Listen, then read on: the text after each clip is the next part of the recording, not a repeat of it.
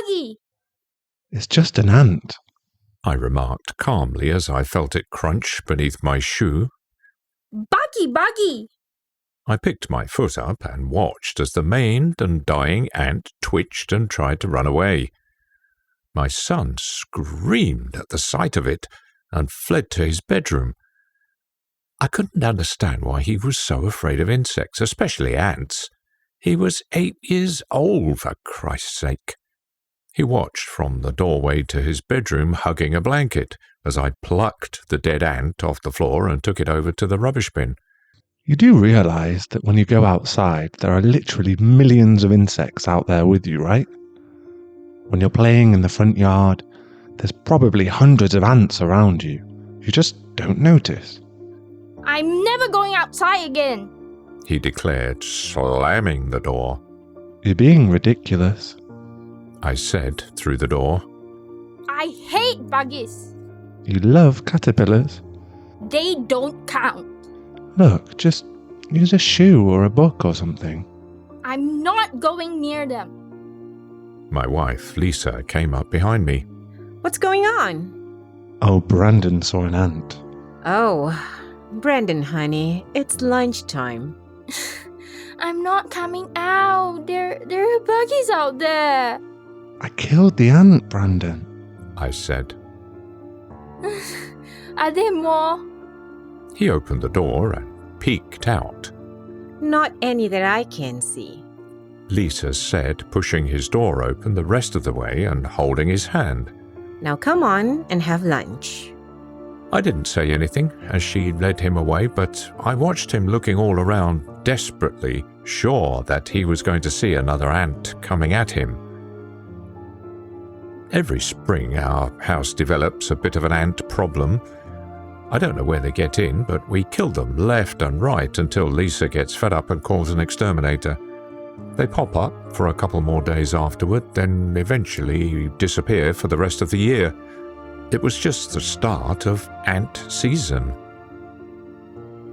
It was a Saturday, and I was coming upstairs from the basement, where I'd been handling a load of laundry, when I heard Brandon screaming. I dropped what I was carrying and sprinted up the remaining steps, through the kitchen and into the hallway where I heard him in the bathroom. Buggy! Oh, for fuck's sake. Just kill it, Brandon. No! His voice indicated full-on panic mode. Buggy! Buggy! I was determined this time to resolve this fear of insects and make him handle the situation on his own. I'm not coming in. You're just going to have to kill it yourself. He started screaming, demanding I come in and save him. When that didn't work, he cried, begging me. Save me, Buggy, Buggy. I stood outside the bathroom door, calmly repeating to him over and over again. I'm not killing it. Mommy! He started calling. I want Mommy. If his mother had been home, she'd probably have finally come to his rescue. Mummy's at the store, Brandon. You're welcome to wait, though. Or just pick up a book and squish the ant yourself. No! Please! Kill it! Kill it! I walked away. I didn't say another word. I just walked away. He heard me go, and his screaming and crying got louder and more shrill. He screamed again. He said things I couldn't make out, partially because he was halfway across the house, and partially because he was blubbering so much that he wasn't making any sense. Then I heard it, the sound I had been waiting for. A loud whoomp of something heavy and flat hitting the bathroom tiles, and then the squeak of the door opening and the scamper as Brandon sprinted out like the devil was after him.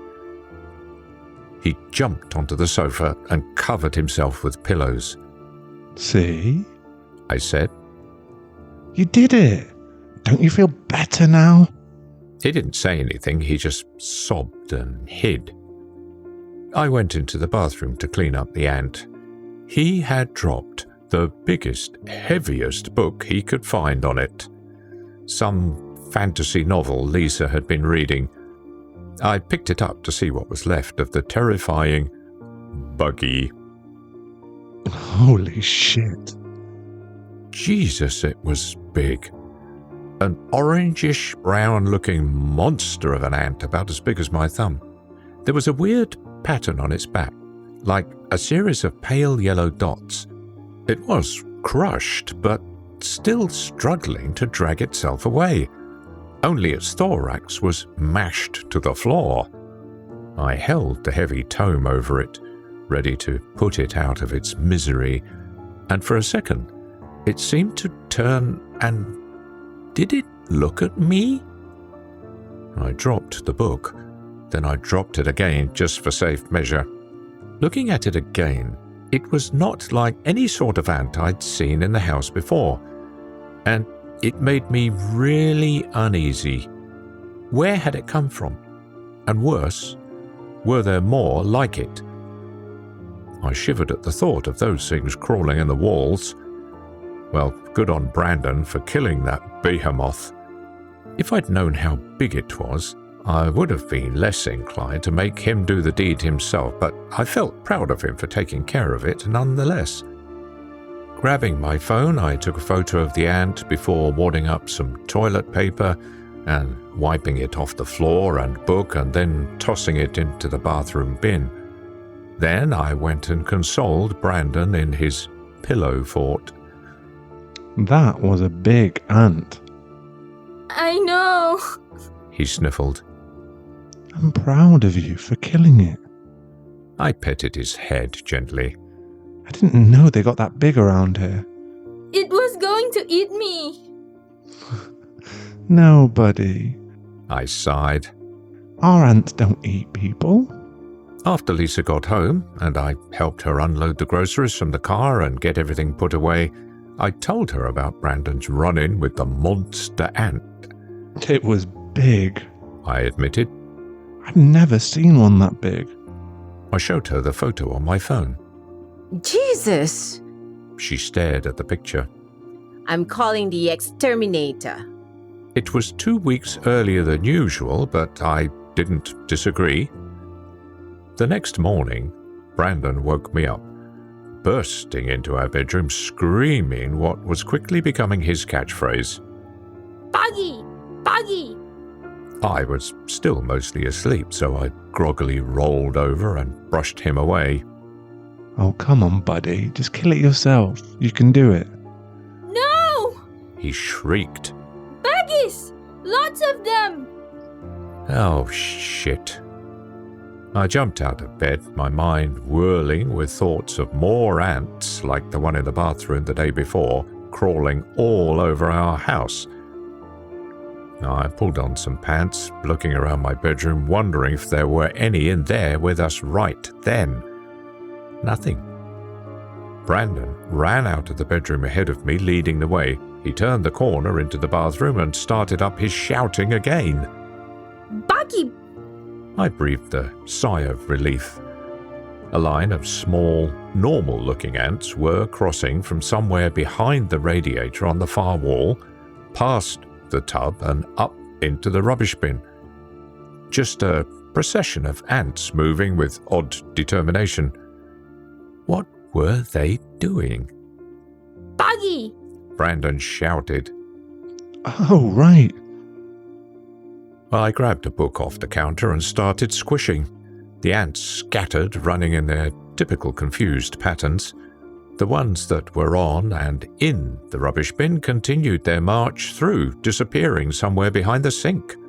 Within a few seconds, the parade dissolved into chaos with several dozen dead ants and the rest retreating or gone. Brandon was hopping around in the hallway in a panic, but he settled down quickly. I took him into the living room and got him set up with a bowl of cereal before going into the bathroom and cleaning up the dead ants. We definitely needed that exterminator. I'd never seen the problem so bad before. Monday, I went to work. It was a school holiday, so Lisa and Brandon got to sleep in and relax. But my office was still open. So I took the opportunity to go in early with the plan to get out early and go home and take Brandon to the park for an hour or so. It was a beautiful day. Around noon, I called the exterminator to see if he could stop by the house later that day and spray the ants. We'd been using the same exterminator for the past several years, so he knew us by name and knew we'd be calling sometime soon. I told him that we'd had a run-in with a new type of ant, something bigger like I'd never seen before. I told him how Brandon had squished it, and I'd even got a picture of it. Can you text me the photo? He asked. You bet. I opened the picture on my phone and sent it his way. Just for your information, that thing was about as big as my thumb. Hang on, I'm looking. I sat there, the phone to my ear, waiting for him to express his shock at how big the ant was. Mother of God! I heard him exclaim. I know, right? No, you don't understand. His voice sounded weird. I'd known him for years now, and he'd never sounded like that. Frightened. This ant? Are you saying you killed it? Brandon squished it with a book. Why? Get your family out of that house right now. I felt a chill run over my entire body. Are these ants poisonous? Is that a fire ant? He didn't answer me. His voice seemed to be trembling. Call your wife, tell her to grab your son and get the hell out of there. What's going on? My arms were starting to tremble. I felt a wave of panic and confusion wash over me. Is it some sort of infestation? Are there more like that in the house? No, there's only ever one like this. Then what's the prob? You never kill it. What? You never kill this ant. If you do, what? What happens? I had my work phone in my other hand, desperately trying to dial Lisa's cell phone number, but at the same time my head was in a fog, and I wasn't sure if I was punching the right numbers or not. On top of that, she has a bad habit of not answering her phone when I call. I don't know why. She answers every other call, but when it comes to me, I always end up having to leave a voicemail. Every colony has a queen, you know. Yeah? Was this a queen? Lisa's phone kept ringing. Come on, pick up. No, this is more like the king. I've never even heard of a king ant. I'm not saying it is a king. Just look, get your family out of the house. Lisa didn't answer. I called the landline. It rang, and then I heard a voicemail intro and slammed my phone back in its cradle in frustration. I've got to go. I told the exterminator. Go, was all he said. The house was eerily quiet when I pulled up. Only the sound of our air conditioning unit broke the silence. My stomach was in knots, but even with the confused thoughts rushing through my head, I could sense what was wrong. There were no birds chirping, no squirrels making noises from the branches of the trees. Everything was dead silent. Sitting out on the lawn was Brandon's bicycle tipped over. Oh, that was okay. He often left it like that when he had to run inside to use the bathroom or got called in for lunch.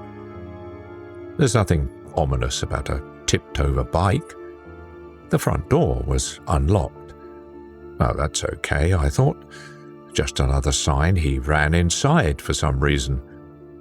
Standing in the front hall where Brandon and Lisa's shoes were, I called their names. Nobody replied. The living room was cold. Lisa usually ran the air conditioning on hot days like that one until the inside was a reasonable temperature, and then she turned it off. Nobody had turned it off this time. Honey? I said loudly as I instinctively turned off the AC. Brandon? Our cat, Sebastian, was lying in the middle of the living room. Or rather, Sebastian's bones were. He had been picked clean, nothing left but tufts of black and white fur and his skeleton. Oh my God. I ran into the dining room, where the two of them had abandoned a lunch of soup and sandwiches.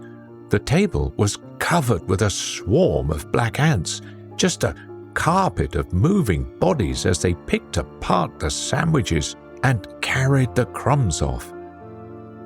The moment I entered the room, the army of ants dropped what they were doing and converged, pouring off the table in waves towards me. I've never seen anything like it before. They just tumbled over each other to get to me.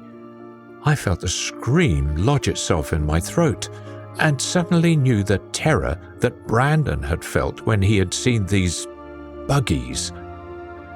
Crazed and panicking, I'd stomped through the tiny attackers. They swarmed over my shoes, even as their brethren were crushed beneath them. They moved so fast. Oh God, they just kept coming, tearing at the fabric and laces and up towards my socks. I ran through them, just charged through, shouting at the top of my lungs, even as I felt them on my ankles and calves, swatting at my legs as I tried to keep them off me, but prevent them from getting onto my hands. One giant Gulliver versus hundreds of Lilliputians. Somehow I made it through to the other side of the dining room and into the kitchen. Ants were crawling up the legs of my pants, but I crushed them with my hands, never stopping to let the rest catch up. A dozen or so continued to pinch or bite at my ankles, and I tried to mash them against the insides of my shoes as I ran. In the far corner was a small fire extinguisher. I didn't even know if it worked, but I planned to find out. Pulling it from the wall without stopping, I held it up as I continued to retreat into the back hallway, reading the instructions. Oh, Jesus, don't let it be a fucking Mensa test just to use this thing. No. Oh, okay, there was just a pin I had to pull, and then it was ready to use. The tide of angry ants skittered across the kitchen floor. There weren't many, just 100 or so, just the leftovers from the ones who'd stuck around to loot the lunch from our table. Something bit me near the back of my knee, but I ignored it. I angled the nozzle of the extinguisher at the mass of the little fuckers, and with a roar squeezed the handle, dousing them in white foam. Their assault was slowed by the cloud of chemicals. The entirety of the attacking force got a good dose, and with relief, I watched as they reacted with confusion and then, hopefully, agonizing death. Within seconds, every last ant had stopped moving. I reached behind me and pinched the one on the back of my leg, squeezing it till it popped. Fuck you. Lisa and Brandon, oh God, please let them be okay. I found them in Brandon's room. Lisa had tried to keep the ants out by stuffing clothes under the door, but the ants had got in anyway. What was left of her was curled up in a fetal position in the middle of the room on a blood-soaked rug. I guess the ants had found her harder to pick clean than the cat. They'd given up halfway. When I saw her, I fell to my knees, crying and horrified. My stomach was a knot, and I vomited before I even realized I was going to. A noise from the closet brought me back to my senses. Brandon! I whispered, still afraid that I hadn't seen the last of the ants. Buddy, are you in there? I crept past Lisa's remains and pulled open the closet door slowly, fearfully. Brandon was propped up against the wall, seemingly unharmed. He just stared off into space, his mouth hanging open, his body slowly rocking back and forth. I stood between him and Lisa. I didn't want him to see his mother's corpse. Oh God, buddy. I whispered, kneeling down to try to get him to look at me. It's gonna be okay. We've got to get out of here. He made this noise like a gurgling sound. Brandon? I leaned forward and touched his arm. And then I saw the way the front of his t-shirt was moving and the dark, wet stain. And then I saw the ants in the far back of his mouth, and the ants that crawled out from under his eyelids, and the ants that started pouring out over the neckline of his shirt with pieces of his insides.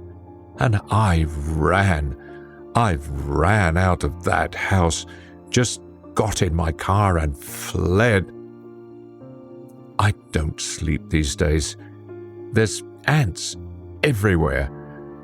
I don't know if they're still hunting me.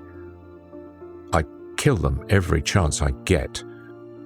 I don't take joy in it. I do it simply for self-preservation. So far, they haven't tried to fight back. I don't know what I'd do if I ever saw another one like the one in the bathroom that day, whether I'd let it live or kill it and run the risk of invoking their wrath again. I think I might kill it for Brandon.